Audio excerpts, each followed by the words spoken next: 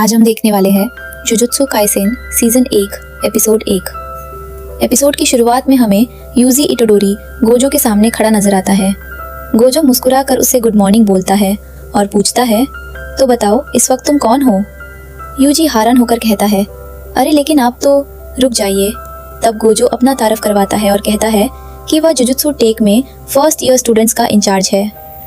इसके बाद Gojo UG से कहता है कि अब उसे दूसरों की नहीं बल्कि अपनी फिक्र करनी चाहिए, क्योंकि उसे जल्द ही गुप्त तौर पर मार दिया जाएगा। इतना सुनते ही सीन फ्लैशबैक में चला जाता है। अब हम देखते हैं कि यूजी अपने घर से सुगीवा हॉस्पिटल फोन कर रहा होता है। वो नर्स से पूछता है कि उसके ग्रैंडपा की तबीयत कैसी है। नर्स कहती है कि शायद आपको पहले ही बता दिया गया होगा। फिर वो कहती है कि थोड़ी देर होल्ड कीजिए, मैं अभी पूछ कर आती हूँ। हॉस्पिटल में दूसरी नर्सें बात कर रही होती हैं कि इताडोरी अंकल कभी कॉल बटन दबाकर हमें नहीं बुलाते, इसीलिए उनकी खामोशी और भी ज्यादा डर पैदा करती है।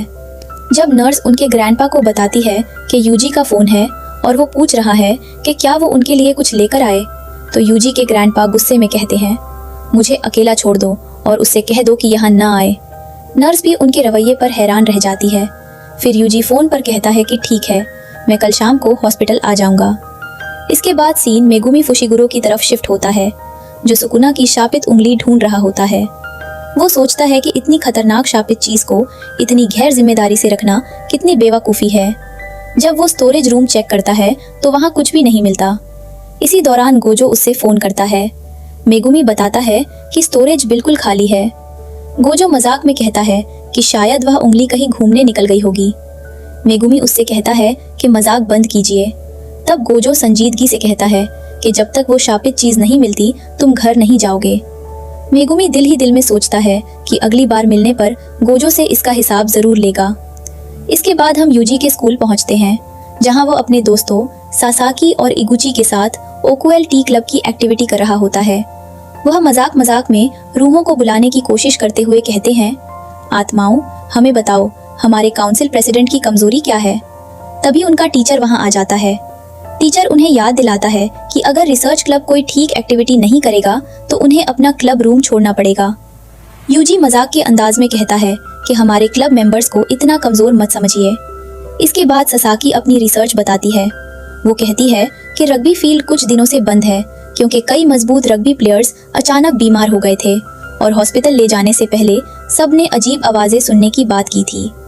इस राज को समझने के लिए उन्होंने 30 साल पुरानी अखबार की खबर ढूंढी, जिसमें लिखा था कि योशिशिरो नाम का एक कंस्ट्रक्शन वर्कर अचानक गायब हो गया था और उसे आखिरी बार इसी इलाके में देखा गया था। उसने गुंडों से कर्ज लिया हुआ था और वो लोग उसके पीछे पड़े हुए थे।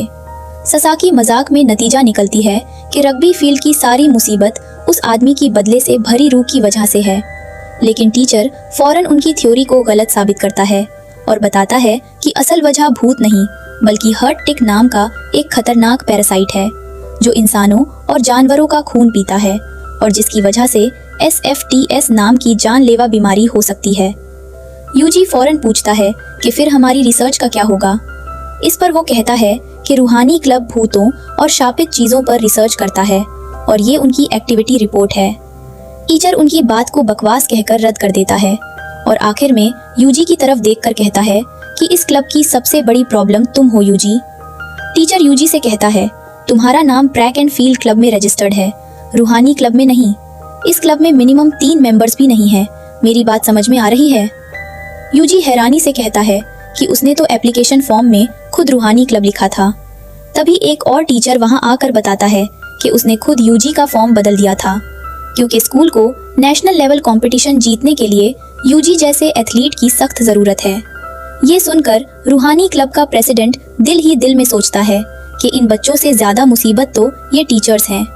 लेकिन यूजी साफ मना कर देता है और कहता है कि वो पहले भी कई बार कह चुका है कि उसकी स्पोर्ट्स में कोई दिलचस्पी नहीं है।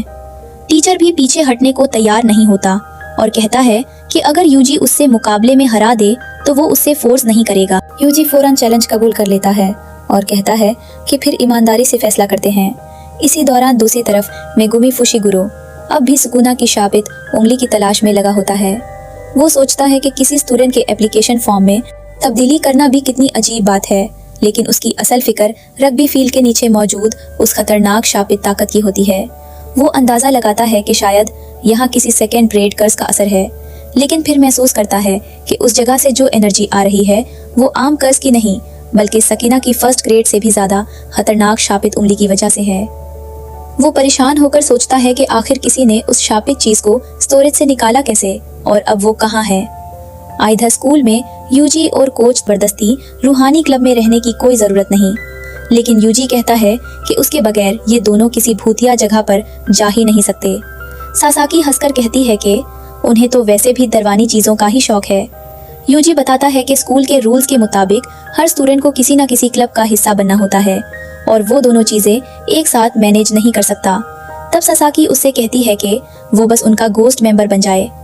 यूजी कुछ देर सोचकर कहता है कि उसे हर रोज शाम 5 बजे से पहले घर जाना होता है, इसलिए अगर सब राजी हों तो वो रूहानी क्लब में ही रहना चाहेगा क्योंकि उससे इस क्लब का माहौल बहुत पसंद है। सासाकी और उसके दोस्त भी खुशी से इस बात को मान लेते हैं। दूर खड़ा मेगुमी ये सब देखकर हैरान होता है और दिल में सोचता है कि ये लड़का बिना किसी शापित ताकत के इतनी गैर मामूली फिजिकल स्ट्रेंथ रखता है, बिल्कुल मक्की की तरह। तभी यूजी घड़ी देखता है और कहता है कि 4 बज चुके हैं, अब उसे हॉस्पिटल जाना होगा। जैसे ही वो मेगुमी के पास से गुजरता है, मेगुमी को अचानक सुकना की शापित एनर्जी का बहुत तेज एहसास होता है। वो फौरन समझ जाता है कि जिस शापित चीज को वो ढूंढ रहा था वो इसी लड़के के पास है। मेगुमी उसके पीछे भागने की कोशिश करता है, लेकिन यूजी की रफ्तार इतनी तेज होती है कि वो फौरन उसकी नजरों से ओझल हो जाता है। पास खड़ा एक स्टूडेंट हैरानी से कहता है कि उसने सुना है यूजी सिर्फ 3 सेकंड में 50 मीटर दौड़ लेता है। ये इंसान है या चीता?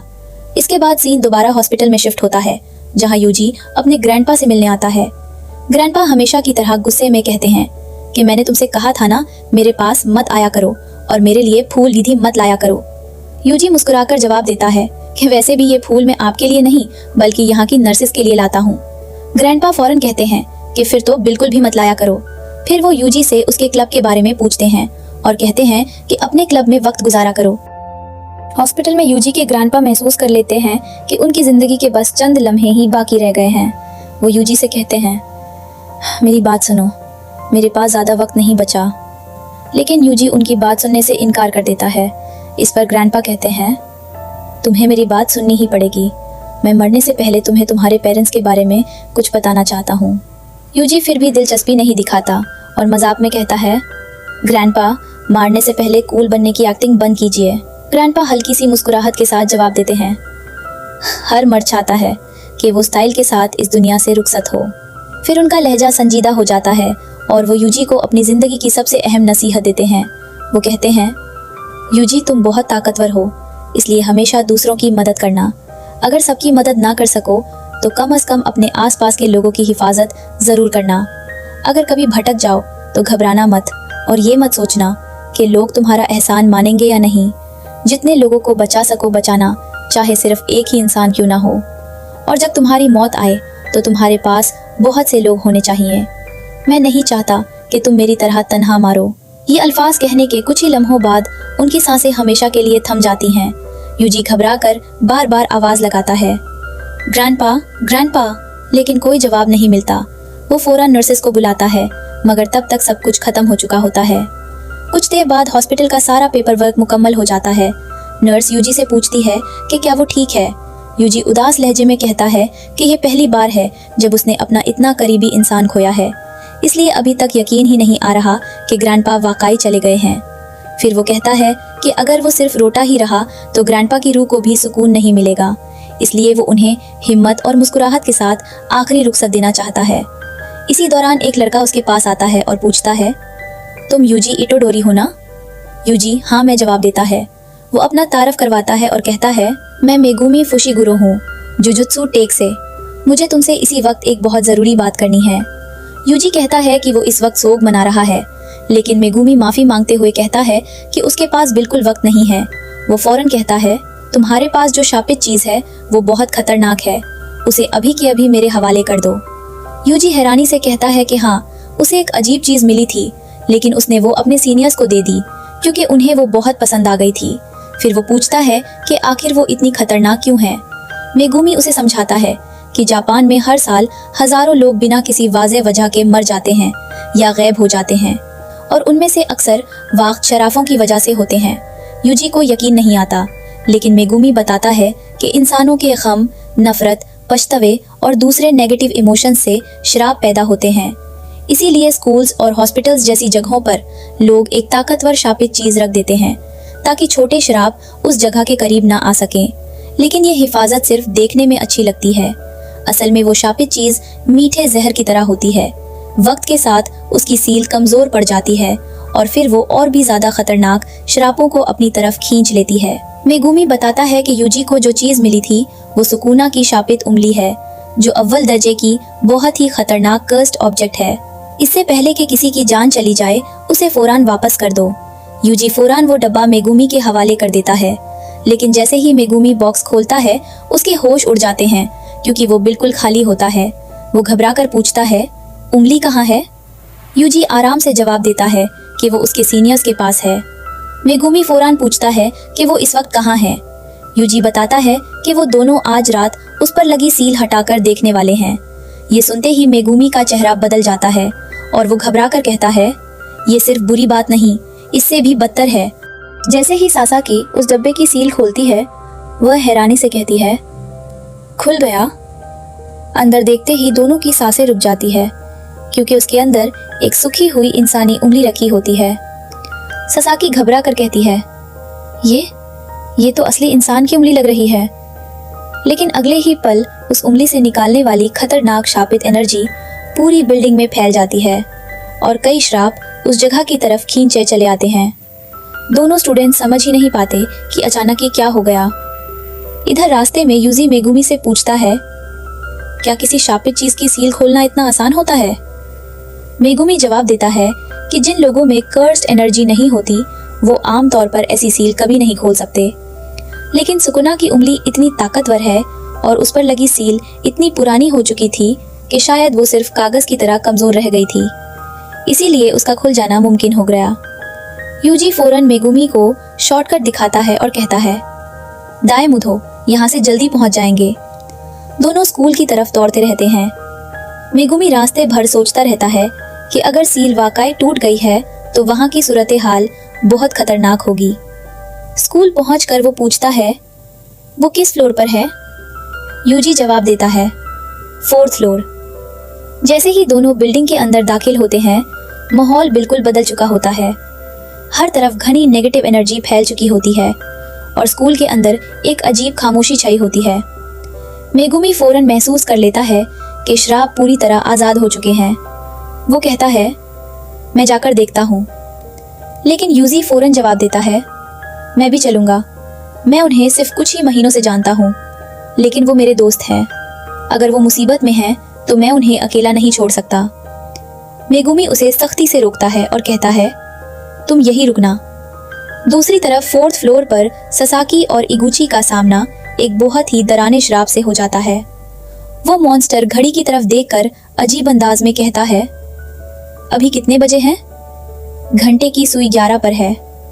उसकी खौफनाक शक्ल देखकर सासाकी काटते हुए कहती है, ये कैसा मॉन्स्टर है? इसी दौरान मेगुमी बिल्डिंग के अंदर घुसते ही समझ जाता है कि सुकुना की उंगली की वजह से श्राप पूरी तरह आजाद हो चुके हैं और उनकी कर्स्ड एनर्जी हर तरफ फैल रही है। वो फौरन अपने डिवाइन डॉग्स को बुलाता है और हुक्म देता है, जाओ, इन कमीने श्रापों का काम तमाम कर दो। बाहर खड़ा यूजी गहरी सोच में डूब जाता है। वो खुद से पूछता, क्या मुझे वाकई मेगुमी की बात मानकर यहीं खड़े रहना चाहिए? मुझे आखिर किस बात का डर लग रहा है? फिर उसके जहन में ख्याल आता है कि अगर वो यहीं रुक गया तो उसके दोनों दोस्त जरूर मर जाएंगे। उसे पहली बार मौत की मौजूदगी इतनी करीब महसूस होती है। वो सोचता, मैं मौत से डर रहा हूँ, लेकिन जब ग्रैंडपा मर रहे थे तब मुझे ऐसा डर क्यों नहीं लगा था? मैं उस वक्त मौत की वजह से नहीं रोया था। मैं रोया था क्योंकि मैंने अपना सबसे करीबी इंसान खो दिया था। तो फिर उस मौत और इस मौत में फर्क क्या है? इसी लम्हे उसके ग्रैंडपा के आखिरी अल्फाज उसके कानों में दोबारा गूंजने लगते हैं, तुम ताकतवर हो, इसलिए दूसरों की मदद करना, मेरी तरह तन्हा मत मारना। यूजी को एहसास हो जाता है कि अगर उसने आज अपने दोस्तों को बचाने की कोशिश ना की तो वो जिंदगी भर खुद को माफ नहीं कर पाएगा। ग्रैंडपा की नसीहत उसके दिल मन में हिम्मत भर देती है और वो पक्का फैसला कर लेता है कि चाहे सामने कितना ही खतरनाक श्राप क्यों ना हो, वो अपने दोस्तों को बचाने के लिए हर एडवार तक जाएगा। जैसे ही वो खतरनाक श्राप ससाकी को निगलने के लिए अपना 12 सा मुंह खोलता है, मेगुमी घबरा कर कहता है, अरे नहीं, ये श्रापित चीज के साथ इस लड़की को भी निगल जाएगा।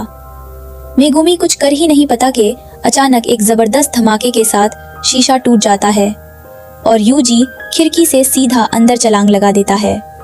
वो आते ही श्राप को इतनी ताकतवर लात मारता है कि वो दूर जा गिरता है। यूजी की ये एंट्री देखकर मेगुमी भी हैरान रह जाता है। यूजी अपने ग्रैंडपा के आखिरी अल्फाज याद करते हुए कहता है, आपकी मौत सही तरीके से हुई थी ग्रैंडपा, लेकिन इन लोगों की मौत बिल्कुल गलत होगी। इतना कहकर वो फौरन ससाकी को श्राप के मुंह से बाहर निकाल लेता है और उसकी जान बैचलर बातरा है। अब पहली बार यूजी किसी श्राप को अपनी आंखों से देख रहा होता है। वो हैरानी से कहता है, तो श्राप ऐसा होता है, ये तो वाकई बहुत अजीबो है। मेगुमी कहता है, मैं तुमसे पूछने वाला था कि तुम यहाँ क्यों आए, लेकिन फिलहाल उसका वक्त नहीं है। यूजी हल्का सा मुस्कुरा कर कहता है, इतनी औकात मत दिखाओ, पहले ये बताओ कि ये जो अजीबी जानवर श्राप से लड़ रहे हैं, ये कौन है? मेगुमी जवाब देता है, ये मेरी शिकिगामी कर्स टेक्निक है। फिर वो हैरान होकर पूछता है, तुम इन्हें देख भी सकते हो? आम लोग श्रापों को नहीं देख सकते, सिर्फ जब वो मौत के करीब हो या किसी खास जगह पर हो तभी उन्हें ये नजर आते हैं। यूजी कहता है, अब समझा, इसीलिए मुझे आज तक कभी कोई भूत नजर नहीं आया। मेगुमी फिर पूछता है, तुम्हें डर नहीं लग रहा? यूजी संजीदगी से जवाब देता है, डर तो लग रहा है, लेकिन एक ना एक दिन हम सबको मारना ही है। मैं सिर्फ इतना चाहता हूँ कि जिन लोगों को मैं जानता हूँ उनकी मौत कम अज कम सही तरीके से हो। इतने में यूजी की नज़र सुकुना की उंगली पर पड़ती है और वो पूछता है, ये वही चीज़ है? मेगुमी कहता है, हाँ, र्योमेन सुकुना की अव्वल दर्जे की शापित उंगली। शुक्र करो कि अब तक इसे किसी ने खाया नहीं। यूजी मजाक में कहता है, भला इसे कौन खाएगा? क्या ये टेस्टी है? मेगुमी उसे दांतते हुए कहता है, बकवास बंद करो, इसे खाकर एक बहुत ताकतवर शक्ति हासिल होती है। ये बहुत खतरनाक है, इसलिए इसे मुझे दे दो। यूजी उंगली मेगुमी को देने ही वाला होता है कि अचानक एक और बहुत ताकतवर श्राप उन पर हमला कर देता है। मेगुमी फौरन यूजी को धक्का देकर बचा लेता है, लेकिन खुद जख्मी हो जाता है। इसके बावजूद वो श्राप से लड़ता रहता है और यूजी से चीख कर कहता है, उन दोनों को लेकर फौरन यहाँ से भाग जाओ। लेकिन यूजी उसकी बात नहीं मानता और दोबारा लड़ाई में कूद पड़ता है। मेगुमी गुस्से में कहता है, यूजी, मैंने तुमसे कहा था भाग जाओ। सिर्फ एक श्राप ही दूसरे इतने ताकतवर श्राप को हरा सकता है, तुम इसे नहीं हरा सकते। यूजी जवाब देता है, अगर मैं तुम्हें यहाँ छोड़कर भाग गया तो मैं जिंदगी भर खुद को माफ नहीं कर पाऊंगा। मुझे बुरे सपने आएंगे, इसलिए मैं यहाँ से नहीं जाऊंगा। मेगुमी चीख कर कहता है, उंगली मुझे दे दो, वरना ये श्राप तुम्हें भी खा जाएगा। उसी वक्त यूजी को मेगुमी की बात याद आती है कि सुकुना की उंगली खाकर बहुत बड़ी शक्ति मिल सकती है। यूजी दिल ही दिल में फैसला कर लेता है और कहता है, सबको बचाने का अब सिर्फ एक ही तरीका बचा है, मुझे श्रापित शक्ति चाहिए। जैसे ही वो सुकुना की उंगली मुंह में डालने लगता है, मेगुमी जोर से चीखता है, यूजी नहीं, ऐसा मत करना, वो र्योमेन सुकुना की अव्वल दर्जे की शापित उंगली है, इसे खाकर तुम मर भी सकते हो। लेकिन यूजी किसी की नहीं सुनता और सुकुना की उंगली निगल लेता है। अगले ही लम्हे उसके जिस्म में जबरदस्त कर्स्ड एनर्जी फैल जाती है और वो एक ही बार में उस खतरनाक श्राप को खत्म कर देता है। लेकिन इसके बाद असली तबाही शुरू होती है। कर्सिस का बादशाह र्योमेन सुकुना यूजी के जिस्म पर कब्जा कर लेता है। सुकुना जोर जोर से हंसता है और कहता है, कितने सालों बाद दोबारा एक इंसानी जिस्म मिला है। जिस्म के साथ रोशनी और हवा का असली मजा ही कुछ और है। मेगुमी ये देखकर घबरा जाता है और कहता है, श्राप को एक इंसानी जिस्म मिल गया। सुकुना आसपास देखकर खुशी से कहता है, इंसानी जिस्म वाकई लाजवाब होता है। बताओ, लोग कहाँ हैं? औरतें कहाँ हैं? बच्चे कहाँ हैं? इस नए दौर में बहुत मजा आएगा, मैं पूरी दुनिया को तबाह कर दूंगा। लेकिन अगले ही पल कुछ हैरत अंगेज होता है। यूजी अपनी बॉडी पर दोबारा कंट्रोल हासिल कर लेता है और सुकुना से कहता है, ये मेरी बॉडी है, इसे मुझे वापस दो। सुकुना खुद हैरान रह जाता है और कहता है, ये नामुमकिन है, तुम मेरी मौजूदगी के बावजूद अपनी बॉडी को कंट्रोल कैसे कर रहे हो? यूजी जवाब देता है, क्योंकि ये मेरी बॉडी है। यूजी की तरफ देखकर कहता है, जुजुत्सु रूल्स के मुताबिक यूजी इतादोरी, मुझे तुम्हें खत्म करना होगा। यूजी फोरा जवाब देता है, रुको, मैं बिल्कुल ठीक हूँ, और वैसे भी हम दोनों की हालत अभी बहुत खराब है, पहले हॉस्पिटल चलते हैं।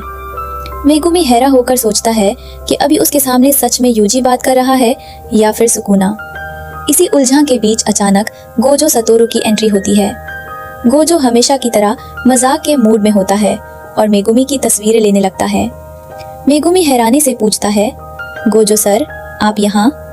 गोजो मुस्कुराते हुए कहता है, मैं असल में यहाँ आने वाला नहीं था, लेकिन तुम्हारी हालत देखकर लगा कि सेकेंड ईयर वालों को दिखाना चाहिए। वैसे एक स्पेशल ग्रेड कर्स्ड ऑब्जेक्ट के गायब होने की वजह से सब बहुत टेंशन में थे, इसलिए सोचा देख ही लेता हूँ कि यहाँ क्या चल रहा है। फिर वो पूछता है, तो बताओ वो कर्स्ड ऑब्जेक्ट मिला या नहीं? यूजी शर्माते हुए जवाब देता है, सॉरी, मैंने उसे खा लिया। गोजो एक पल के लिए हैरान होता है, फिर यूजी को ध्यान से देखते हुए कहता है, कमाल है, वो तुम्हारी बॉडी के साथ पूरी तरह मर्ज हो चुकी है। क्या तुम्हें कोई अजीब चीज महसूस हो रही है? यूजी कहता है, अभी तक तो नहीं। गोजो फिर कहता है, ठीक है, एक काम करो, सिर्फ 10 सेकंड के लिए सुकुना को बाहर लाओ। जैसे ही 10 सेकंड पूरे हों, फौरन अपनी बॉडी का कंट्रोल वापस ले लेना। फिक्र मत करो, क्योंकि यहाँ सबसे ताकतवर मैं हूँ। इतना कहकर गोजो अपने हाथ की मिठाई मेगुमी को पकड़ा देता है। मेगुमी हैरान होकर पूछता है, ये क्या है? गोजो बड़े आराम से कहता है, ये सेंदाई की फेमस जुंडा क्रीम मोची है। सफर के दौरान मुझे बहुत भूख लगती है। मेगुमी दिल ही दिल में सोचता है कि यहाँ लोगों की जान दांव पर लगी हुई है और गोजो सर को सिर्फ मिठाई की पड़ी है। यूजी फौरन सुकुना को बाहर आने देता है। सुकुना आते ही गोजो पर जबरदस्त हमला कर देता है, लेकिन गोजो बिना किसी टेंशन के हर अटैक को आराम से डॉज करता रहता है, जैसे सुकुना की ताकत उसके लिए कोई बड़ी बात ही ना हो। गोजो सिर्फ बच नहीं रहा होता, बल्कि सुकुना की स्पीड, स्ट्रेंथ और फाइटिंग स्टाइल को भी ध्यान से एनालाइज कर रहा होता है। सुकुना गुस्से में कहता है, ये आदमी बहुत तेज है, लेकिन मुझसे ज्यादा नहीं। फिर वो और भी ताकतवर हमले करता है, लेकिन गोजो फिर भी बिल्कुल काम रहता है। इसी दौरान गोजो अपनी legendary domain expansion unlimited void का सिर्फ एक छोटा सा हिस्सा यूज करता है। डोमेन का असर होते ही सुकुना चंद लम्हों के लिए बिल्कुल हिल नहीं पाता और उसका दिमाग बेपना इंफॉर्मेशन से भर जाता है। गोजो फिर आराम से गिनती शुरू करता है, 7, 8, 9, 10, वक्त खत्म। इतना सुनते ही यूजी फौरन अपनी बॉडी का कंट्रोल वापस हासिल कर लेता है। सुकुना हैरान रह जाता है और सोचता है, आखिर ये यूजी इतादोरी किस मिट्टी का बना हुआ है जो मुझे इतनी आसानी से दबा देता है। यूजी होश में आते ही पूछता है, कोई प्रॉब्लम हुई क्या? गोजो मुस्कुराता है और कहता है, यकीन नहीं होता, तुमने वाकई सुकुना पर कंट्रोल कर लिया। यूजी कहता है, लेकिन वो बहुत परेशान करता है, उसकी आवाजें दिमाग में गूंजती रहती हैं। गोजो उसके कंधे पर हाथ रखकर कहता है, शुक्र मनाओ कि सोर्सेज ही आवाजें ही सुनाई देती हैं। और अगले ही पल वो यूजी को बेहोश कर देता है। मेगुमी फौरन पूछता है, आपने ये क्या किया? गोजो समझाता है, मैं सिर्फ ये देखना चाहता हूँ कि अगर यूजी बेहोश हो जाए तो क्या सुकुना उसकी बॉडी पर कब्जा कर पाता है या नहीं। कुछ देर बाद गोजो मेगुमी से पूछता है, तुम्हारे हिसाब से इस लड़के के साथ क्या करना चाहिए? मेगुमी कहता है, रूल्स के मुताबिक इसे मार देना चाहिए, लेकिन मैं नहीं चाहता कि ये मारे। गोजो मुस्कुराता है और कहता है, जब मेरा प्यारा स्टूडेंट इतनी दिल से रिक्वेस्ट कर रहा है तो कुछ ना कुछ करना ही पड़ेगा। थोड़ी देर बाद यूजी को होश आ जाता है और वो खुद को एक कमरे में बंद पाता है। गोजो उसके सामने बैठकर कहता है, चलो, कहानी का सार सिर्फ इतना है, तुम्हार दिया जाएगा। ये सुनकर यूजी एक पल के लिए शॉक हो जाता है। गोजो फिर मुस्कुराते हुए कहता है, लेकिन मैंने तुम्हारी मौत फिलहाल टाल दी है। यूजी हैरानी से पूछता है, मतलब? गोजो उसे समझाता है कि सुकुना की कुल 20 उंगलियां हैं। उसके 4 हाथ और 4 कोहरे थे। इन उंगलियों में इतनी ज्यादा शक्ति है कि आज तक कोई भी जुजुत्सु सॉर्सर इन्हें तबाह नहीं कर सका, और वक्त के साथ इनका दर्स्ट एनर्जी और भी मजबूत होती जा रही है। गोजो एक सुकुना फिंगर दिखाकर बताता है कि इस पर हमला करने से भी इसका कुछ नहीं बिगड़ता। फिर वो कहता है, हमारे सीनियर्स चाहते हैं कि पोजिंग है इसी व्यू पॉइंट मार दिया जाए, लेकिन अगर ऐसा हुआ तो बाकी उंगलियां हमेशा के लिए दुनिया में फैली रहेंगी और सुकुना कभी भी वापस आ सकता है, लेकिन तुम अलग हो। तुम सुकूना की ताकत को अपने अंदर दबा सकते हो। इसीलिए मेरी प्लान ये है कि तुम एक एक करके सुकूना की सारी उंगलियां निगल लो। जब सारी 20 उंगलियां तुम्हारे अंदर जमा हो जाएंगी तब तुम्हें मार दिया जाएगा और सुकूना हमेशा के लिए इस दुनिया से खत्म हो जाएगा। फिर गोजो यूजी के सामने 2 रास्ते रखता है।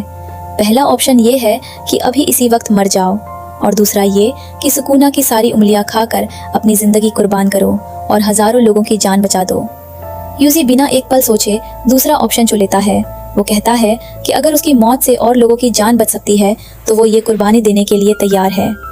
यूजी का ये जवाब सुनकर गोजो समझ जाता है कि उसके सामने सिर्फ एक ताकतवर वेसल नहीं बल्कि एक ऐसा इंसान खड़ा है जो दूसरों के लिए अपनी जान भी दे सकता है। इसी फैसले के बाद गोजो तय करता है कि वो यूजी को टोक्यो जुजुत्सु हाई ले जाकर एक जुजुत्सु सॉर्सरर की ट्रेनिंग देगा। इसके बाद सीन हॉस्पिटल में शिफ्ट होता है जहां सासाकी अपने दोस्त के पास बैठी होती है। इतने में यूजी वहां पहुंचकर पूछता है, अब ये कैसा है? सासाकी उदास होकर कहती है, डॉक्टर्स ने कहा है कि ये ठीक हो जाएगा लेकिन अभी तक इसे होश नहीं आया। ये सब मेरी गलती है। अगर मैं उस रात इन्हें स्कूल ना ले जाती तो शायद ये सब कभी ना होता। मुझे पता है तुम्हें यकीन नहीं होगा लेकिन हम पर एक अजीब मॉन्स्टर ने हमला किया था। उसने मुझे भी पकड़ लिया था। यूजी आराम से जवाब देता है, नहीं, वो मॉन्स्टर्स नहीं थे, वो कर्स्ड स्पिरिट्स थे और जिस उंगली को हमने उठाया था वो सुकूना की स्पेशल ग्रेड कर्स्ड ऑब्जेक्ट थी जो दूसरी कर्स्ड स्पिरिट्स को अपनी तरफ खींचकर उन्हें और भी ताकतवर बना देती है। गलती तुम्हारी नहीं, मेरी थी, क्योंकि वो उंगली मैंने उठाई थी। फिर यूजी मुस्कुरा कर कहता है, सॉरी, लेकिन फिक्र मत करो, सब ठीक हो जाएगा। कल कोई आएगा और सब संभल लेगा। सासाकी उसे रोकना चाहती है, यूजी, लेकिन यूजी सिर्फ मुस्कुराता है। अच्छा, अब मैं चलता हूँ, बाय बाय। इसके बाद सीन गोजो की तरफ शिफ्ट होता है। गोजो यूजी से पूछता है, तुम्हारे किसी अपने की मौत हुई थी? यूजी जवाब देता है, मेरे ग्रैंडपा की मौत हो गई थी। वो मेरे लिए सिर्फ ग्रैंडपा नहीं बल्कि मेरे डैड की तरह थे। गोजो अफसोस का इजहार करता है और कहता है, तो फिर बताओ, तुमने अपना फैसला कर लिया? यूजी चुप रहता है। गोजो फिर समझाता है, इन कर्सेस की वजह से सिर्फ लोग जख्मी नहीं होते, कभी वो सीधा मर जाते हैं और कभी उनकी लाशें टुकड़ों में मिलती हैं। अगर तुम सुकूना का सामना करना चाहते हो तो तुम्हें इससे भी ज्यादा खौफनाक मंजर देखने पड़ेंगे, इसलिए अच्छी तरह सोच लो। इतने में यूजी को अपने ग्रैंडपा की आखिरी बात याद आती है, तुम ताकतवर हो, इसलिए हमेशा दूसरों की मदद करना। ये अल्फाज सुनते ही यूजी का फैसला मजबूत हो जाता है। वो कहता है, अगर सुकूना की सारी उंगलियां खत्म हो गईं, तो और लोग भी इन तकलीफों से बैचलर जाएंगे। गोजो मुस्कुराकर कहता है, बिल्कुल। फिर यूजी पूछता है, क्या आपके पास वो उंगली अभी भी है? गोजो सुकूना की दूसरी उंगली उसके सामने निकाल देता है। इस बार यूजी उस उंगली को देखकर कहता है, इस बार इसे देखकर मुझे बहुत घिन आ रही है, लेकिन फिर भी वो हिम्मत करके सुकूना की दूसरी उंगली निकल लेता है। जैसे ही उंगली उसके अंदर जाती है, उसके जिस्म में जबरदस्त कर्स्ड एनर्जी दौड़ने लगती है और उसे एक जोर का झटका लगता है। कुछ लम्हों के लिए सुकूना उसके होश पर कब्जा करने की कोशिश करता है, लेकिन यूजी अपनी जबरदस्त विल पावर से फिर से उस पर कंट्रोल हासिल कर लेता है। ये देखकर गोजो कहता है, अब इसने सुकूना की 2 उंगलियां निगल ली हैं। सुकूना पहले से भी ज्यादा ताकतवर हो गया है, लेकिन फिर भी यूजी उस पर काबू रख रहा है। अब ये बिल्कुल साफ हो गया है कि सिर्फ इसका जिस्म ही नहीं बल्कि इसका दिमाग भी इतना मजबूत है कि सुकूना जैसे किंग ऑफ कर्सेस को भी अपने होश पर हावी नहीं होने देता। 1000 सालों में ऐसा वेसल कभी नहीं देखा गया। यूजी अपनी हालत देखकर पूछता है, सब ठीक है ना? गोजो मुस्कुराकर कहता है, बिल्कुल। फिर वो दोबारा पूछता है, अब बताओ, तुमने अपना फैसला कर लिया? यूजी गहरी सांस लेकर कहता है, मैं अभी भी नहीं समझता कि मुझे मरना क्यों जरूरी है, लेकिन अगर सुकूना को रोकने का सिर्फ यही तरीका है तो मैं उसकी सारी उंगलियां निगल लूंगा। उसके बाद जो होगा देखा जाएगा। मैंने फैसला कर लिया है कि मुझे किस तरह मरना है। यूजी का ये जवाब सुनकर गोजो खुश हो जाता है और कहता है, क्या बात है, तुम जैसे लोग मुझे बहुत पसंद हैं। लगता है अब बहुत मजा आने वाला है। चलो अपना सारा सामान पैक कर लो।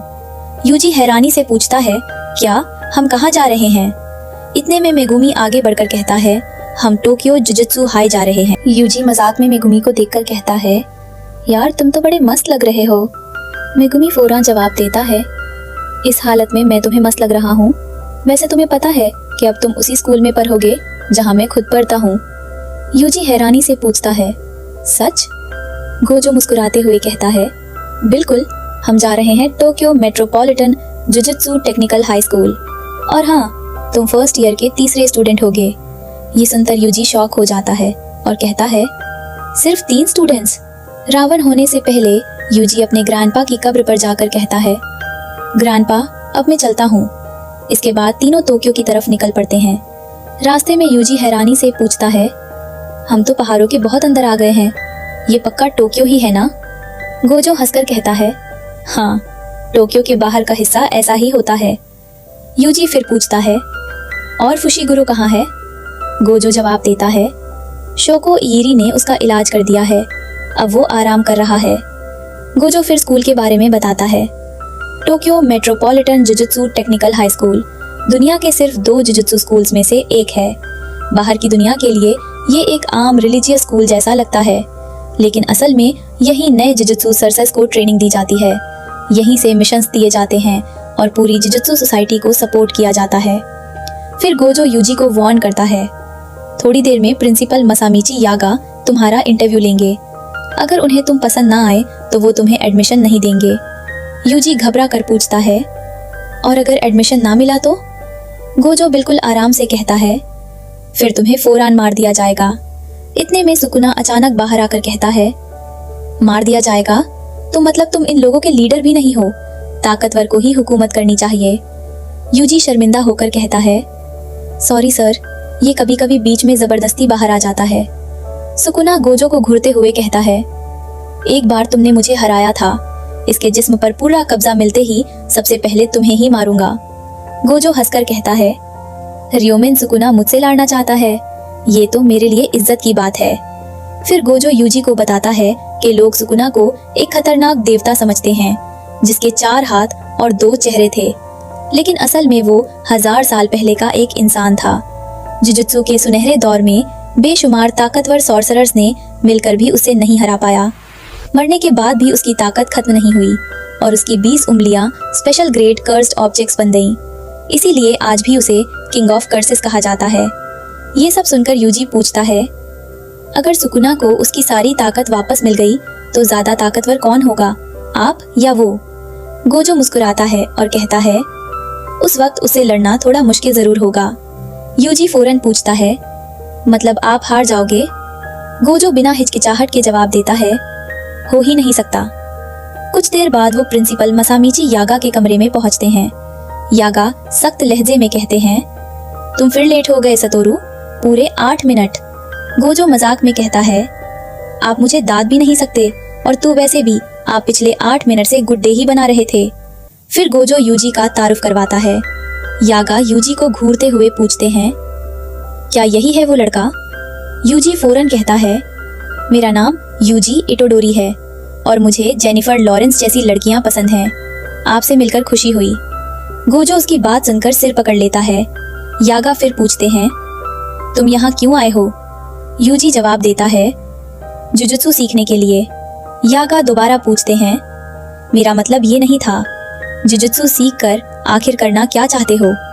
यूजी कहता है, मैं सुकुना की सारी उंगलियां ढूंढकर उन्हें हमेशा के लिए खत्म करना चाहता हूँ, क्योंकि उनका इस दुनिया में रहना बहुत खतरनाक है। यागा सख्त आवाज में कहते हैं, रोज लोग एक्सीडेंट्स, क्राइम्स और बीमारियों से मारते हैं। हर पैदा होने वाले इंसान को एक दिन मरना ही होता है, फिर तुम कर्सेस के खिलाफ ही क्यों लड़ना चाहते हो?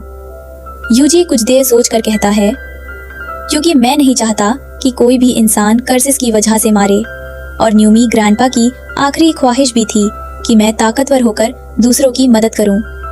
यागा फौरन जवाब देते हैं, तो मतलब तुम किसी और की ख्वाहिश पूरी करने के लिए लड़ना चाहते हो?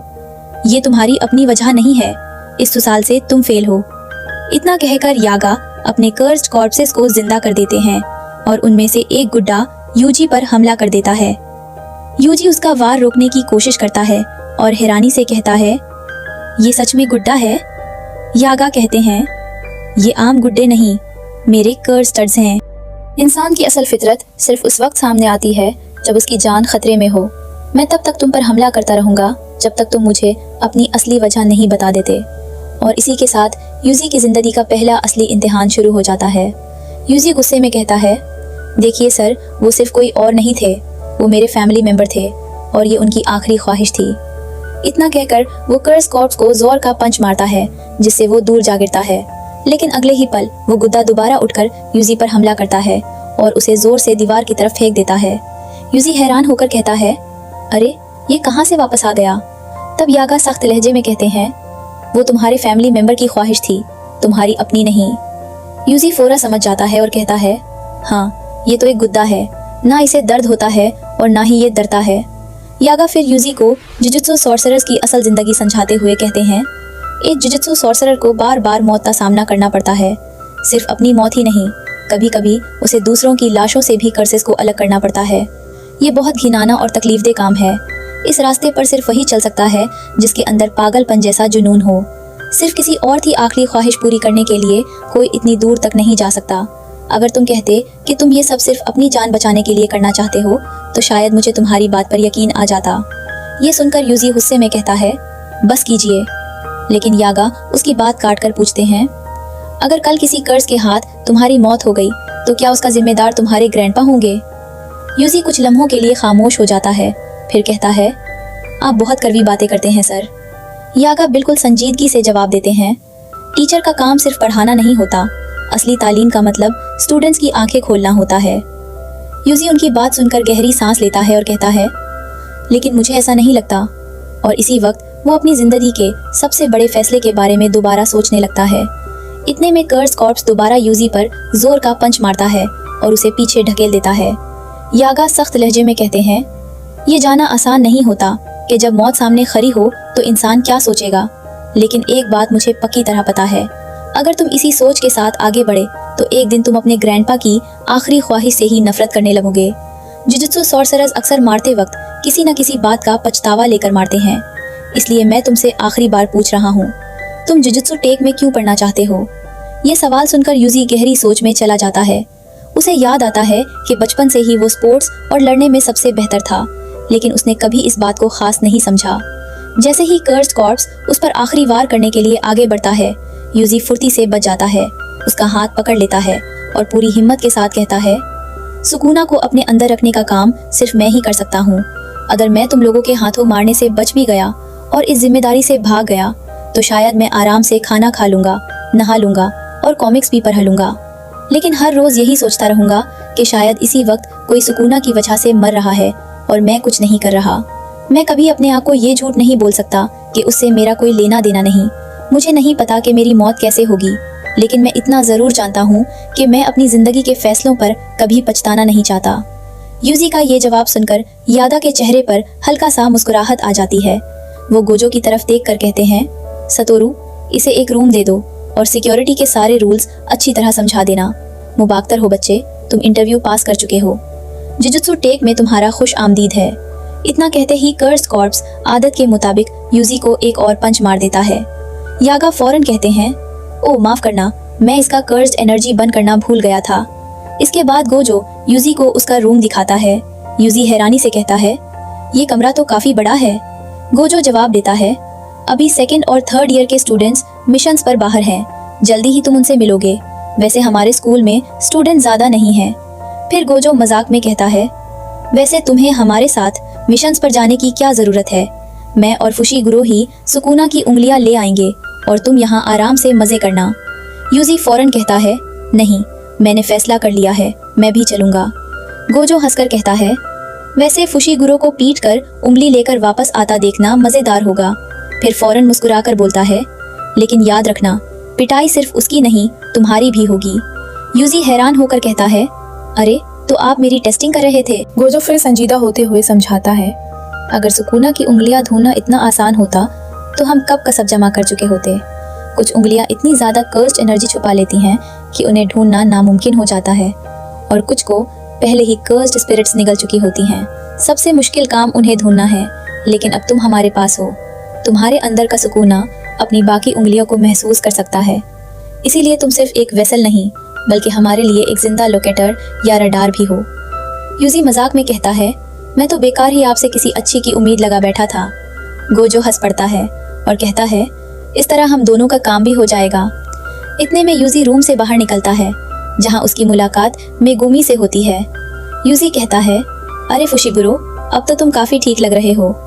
मेगुमी गोजो से कहता है, स्कूल में इतने सारे खाली रूम्स थे, फिर इसे मेरे पास ही क्यों रखा? गोजो हंसकर जवाब देता है, लोग साथ रहते हैं तो थोड़ी रौनक रहती है। मेगुमी फौरन कहता है, क्लास और मिशंस तक तो ठीक है, लेकिन इसके साथ रहना मेरे बस की बात नहीं। यूजी हंसकर कमरे की तारीफ करता है, वैसे कमरा बहुत साफ है। गोजो दोनों को देखकर कहता है, अच्छा सब सेट हो गया, और हाँ, कल हमें एक मिशन पर जाना है। हम अपनी फर्स्ट ईयर की तीसरी स्टूडेंट को लेने जा रहे हैं। इसके बाद सीन एक लड़की की तरफ शिफ्ट होता है जो गांव से टोक्यो जा रही होती है। वो खुशी से कहती है, मोरियोका से निकलने में ही 4 घंटे लग गए। आखिरकार अब मैं इस सुनसान इलाके को अलविदा कह रही हूँ। शायद दोपहर तक टोक्यो पहुँच जाऊंगी। अगर किसी ने मुझे स्काउट कर लिया तो बिल्कुल किसी मूवी स्टार की तरह। दरअसल ये लड़की नोबारा कुगिसाकी होती है जो जुजुत्सु टेक की नई फर्स्ट ईयर स्टूडेंट बनने वाली है। इसी सस्पेंस के साथ एपिसोड यहीं खत्म हो जाता है।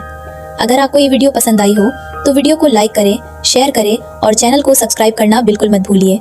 मिलते हैं नेक्स्ट एपिसोड में।